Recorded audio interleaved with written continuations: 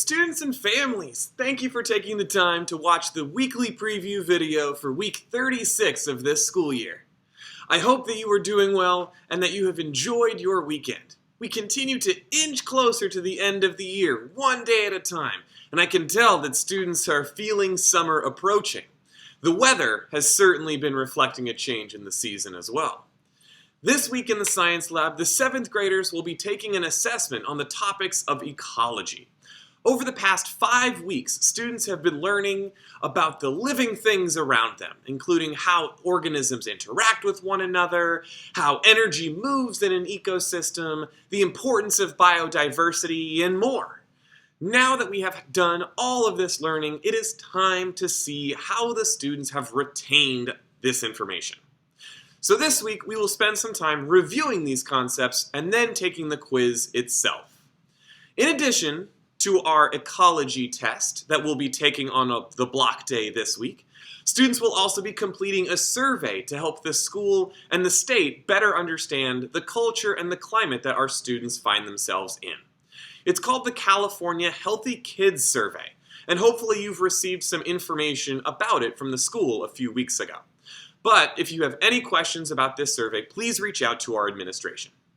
Lastly, as we finish up with our ecology unit this week, the 7th graders will have one last topic for learning for the remainder of the year. And that would be our state-required sexual health and development education. Students will be spending the last few weeks of school learning about their own sexual development and a variety of health concerns related to that development. If you have any questions or concerns about the teaching of this curriculum or the material that we will be covering, please do not hesitate to send me a message. So moving on, now that the 8th graders have finished up with their CAST testing last week, which, by the way, they did a fabulous job on, they will be coming back to the conversations about energy.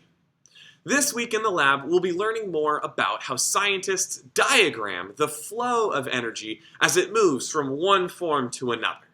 These diagrams help us visualize how energy can change and transfer, but never be created or destroyed. Once we have done this, we'll then get the amazing opportunity to use a classic scientific heating tool known as a bunsen burner. Students will practice using these potentially dangerous devices, then get the opportunity to use a delicious treat to help visualize changes in energy that we've been talking about. Of course, that delicious treat that I'm talking about are campfire s'mores. It'll be a tasty and packed week of learning. So once again, thank you so much for joining me on another weekly preview video. After this one, there's only going to be 3 more for this school year. It's been crazy. So as always, remember that you can send me a message if you have any questions, comments, or concerns, and I'd be happy to lend a hand for what support I can give. I hope that you have a great week this week. Remember to continue to wear a mask where it's necessary or required, to be a kind and respectful member of our community, and to always think like a scientist.